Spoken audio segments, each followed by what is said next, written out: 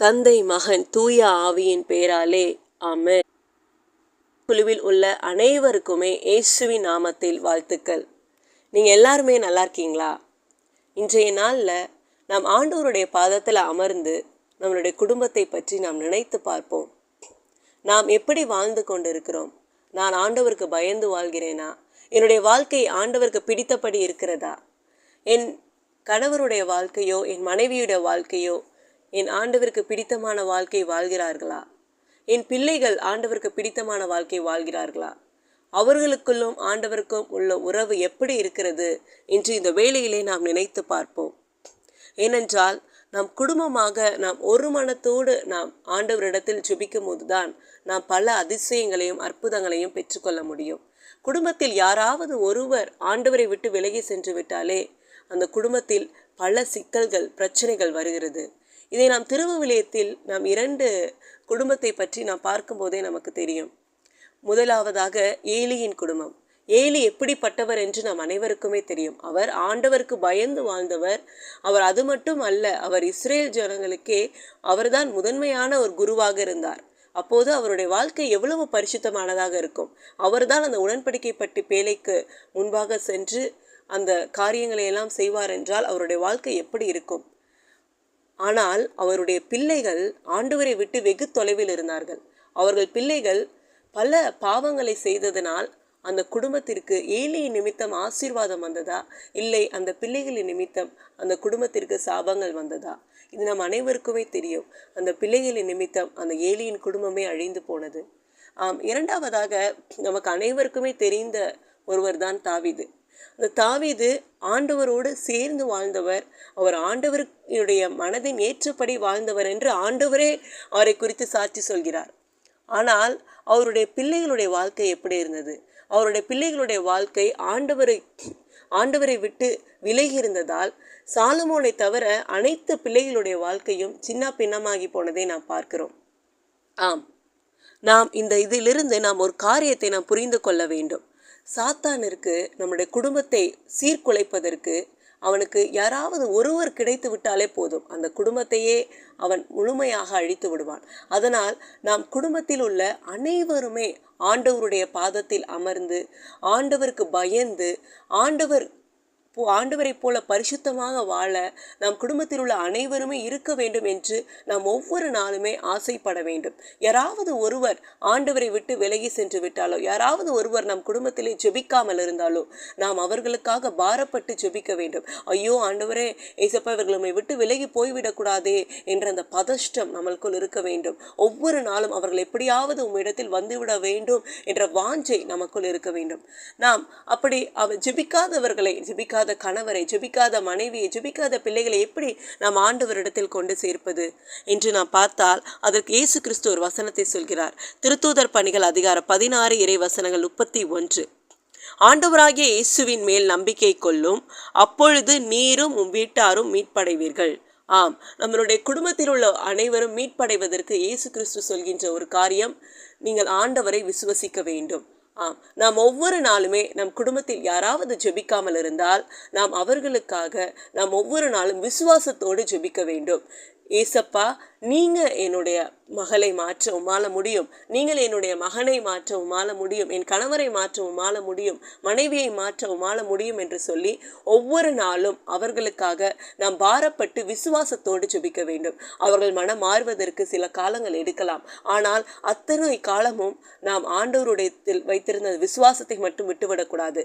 ஏனென்றால் ஆண்டவருக்கு தெரியும் அவர்கள் எந்த நேரத்தில் எப்பொழுது மனமாற்றம் செய்ய வேண்டும் என்று. நாம் ஆண்டவர் அந்த மனமாற்றத்தை கொடுக்கும் வரை நாம் காத்திருந்து விசுவசித்து நாம் கண்ணீரோடு நாம் உபவாசம் இருந்து ஒவ்வொரு நாளும் பிள்ளைகளுடைய, நம்மளுடைய குடும்பத்தாருடைய, நம்மளுடைய கணவருடைய, மனைவியினுடைய ஒரு மனமாற்றத்திற்காக நாம் ஜெபித்து கொண்டே இருக்க வேண்டும்.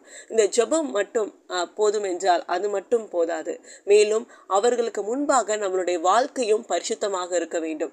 ஏனென்றால் இப்போதுள்ள காலகட்டத்தில் ஒவ்வொருவருமே ஒவ்வொருவருடைய மனதையுமே சாத்தான் எப்படியாவது மற்றவர்களை பற்றி குறைகளை கண்டுபிடித்து அவர்களை எப்படியாவது கிரிட்டிசைஸ் பண்ண வேண்டும் என்று தான் பார்த்து கொண்டிருக்கிறான். அதனால் நாம் ஆண்டவரிடத்தில் ஜெபித்தால் மட்டும் போதாது, நம்மளுடைய வாழ்க்கை ஜெபிக்காதவர்களுக்கு முன்பு மிகவும் பரிசுத்தமாக, முடிந்த வரைக்கும் பரிசுத்தமாக, முடிந்த வரைக்கும் நம்முடைய பேச்சுக்களும் நம்முடைய சிந்தனைகளும் நம்முடைய செயல்களும் பரிசுத்தமாக நாம் வைத்துக்கொள்ள வேண்டும். நாம் அப்படி இருக்க தான் நம்மளை பார்த்தும் அவர்கள் மனமாறுவார்கள். நம்முடைய ஜெபத்தின் மூலமாக அவர்கள் மனமாறுவார்கள்.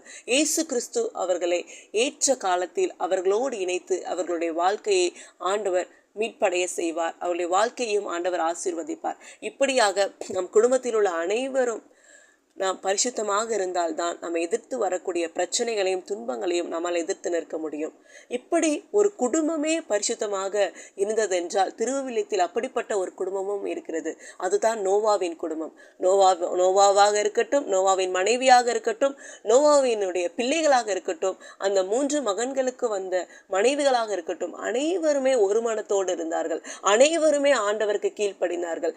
அதனால் தான் அந்த அனைவருமே சேர்ந்து அந்த பேழையை கட்டி முடித்தார்கள். அதனால்தான் அந்த அனைவருமே, அந்த 8 பேருமே ஆண்டவரின் கட்டளைப்படி அவர்கள் அந்த உலகமெங்கும் அழிந்த போது அந்த ஒரு குடும்பம் மீட்கப்பட்டது. ஏசப்பா, என்னுடைய குடும்பம் அந்த ஏலியின் குடும்பத்தை போல ஆண்டவரே இருக்கிறதப்பா, என்னுடைய குடும்பம் தாவீதின் குடும்பத்தை போல இருக்கிறதப்பா, இந்த வேளையில் என்னுடைய குடும்பத்தை அந்த நோவாவின் குடும்பத்தை போல நீங்க மாற்றுங்க ஆண்டவரே என்று சொல்லி நாம் அனைவரும் சேர்ந்து இந்த வேளையில் நாம் ஜெபிப்போம். ஹல்லேலூயா, ஹல்லேலூயா. நன்றி இயேசுவே.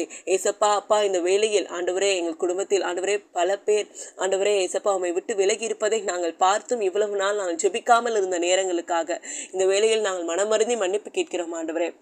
எங்களுடைய குடும்பங்களுடைய ஆத்துமாக்களுக்காக ஜெபிக்காமல் ஆண்டவரே பல வேளைகளில் இந்த உலகத்தின் ஆசீர்வாதங்களுக்காக நான் ஜெபித்திருக்கிறேனே அப்பா, இந்த உலகத்தினுடைய ஆண்டவரே ஆசைகளுக்காக நான் ஜெபித்திருக்கிறேனே ஏசப்பா.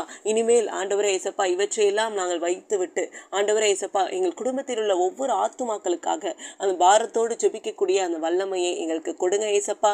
ஏசப்பா அப்பா, இந்த வேளையிலும் கூட நீர் சொன்ன இந்த வசனத்தினை ஒவ்வொரு நாளும் சொல்லி சொல்லி நாங்கள் ஆண்டவரே நம்பிக்கையோடு ஜெபிக்க எங்களுக்கு நீங்கள் சொல்லிக் கொடுங்க. நாங்கள் நம்பிக்கையில் தளரும் போது என்னடா இவர்களுடைய வாழ்க்கை மாறவே மாட்டுகிறதே என்று நாங்கள் தளரும் போதெல்லாம் நீர் எங்களுக்கு பலப்படுத்துங்க. என்னுடைய இயேசு கிறிஸ்து ஒரு நாள் மாற்றுவார் என்ற நம்பிக்கை ஒவ்வொரு நாளும் எங்களுக்குள்ள புதிதாக வளர்ந்து கொண்டே இருக்க வேண்டும். நாங்கள் ஜெபத்தை மட்டும் கைவிடாமல் அவர்களுக்காக ஜெபித்து கொண்டே இருக்க வேண்டும். மேலும் அவர்கள் முன்பு நாங்கள் பரிசுத்தத்தோடு நாங்கள் வாழ வேண்டும். முடிந்த வரைக்கும் ஆண்டவரே தெய்வ பயத்தோடு வாழ வேண்டும். ஏதாவது நாங்கள் தவறுகள் செய்து விட்டாலும் கூட அதை சீக்கிரமாக ஆண்டவரே மனம் வருந்தி ஆண்டவரே ஏசப்பா மன்னிப்பு கேட்கக்கூடிய அந்த குணத்தினையும் எங்களுக்கு கொடுங்க ஆண்டவரே ஏசப்பா. எங்களது நிமித்தம் உம்முடைய நாமத்தை யாரும் தூஷித்து விடாதபடிக்கு ஒவ்வொரு நாளும் நாங்கள் ஆண்டவரே ஏசப்பா முன்மாதிரியான வாழ்க்கை வாழ எங்களுக்கு சொல்லிக் கொடுங்க ஏசப்பா. அந்த நோவாவின் குடும்பத்தை போல எங்கள் குடும்பத்தை நீங்க மாற்றுங்க ஆண்டவரே. நோவாவின் குடும்பம் எப்படி முழுமையாக காப்பாற்றப்பட்டதோ அதே போல எங்களுடைய குடும்பமும் முழுமையாக உம்முடைய 2ஆம் வருகையில் ஆண்டவரே எடுத்துக்கொள்ளப்பட வேண்டும் ஏசப்பா. எங்கள் குடும்பத்தில் உள்ள ஒரு சிறு பிள்ளை கூட ஆண்டவரே ஏசப்பா உம்மை விட்டு விலகிவிடக்கூடாது ஆண்டவரே. அந்த ஆசை, அந்த வைராக்கியம், அந்த வாஞ்சி எங்களுக்கு கொடுங்க. இப்படி செய்ய போவதற்காக உமக்கு நன்றி. ஒவ்வொரு குடும்பத்தையும் நோவாவின் குடும்பத்தை போல மாற்றிவிட்டதற்காக நன்றி ஏசப்பா. அப்பா, இந்த வேலையிலும் கூட எங்கள் கத்தோலிக்க திருச்சபை வழிநடத்தக்கூடிய ஒவ்வொருவரையும் அது கருத்தில் ஒப்புக் கொடுக்கிறோம். ஒவ்வொருவரையுமே நீங்க ஆசீர்வதிங்க ஏசப்பா. அப்பா, எங்களுடைய எளிய ஜெபம் கேளும் நல்ல பிதாவே, ஆமென்.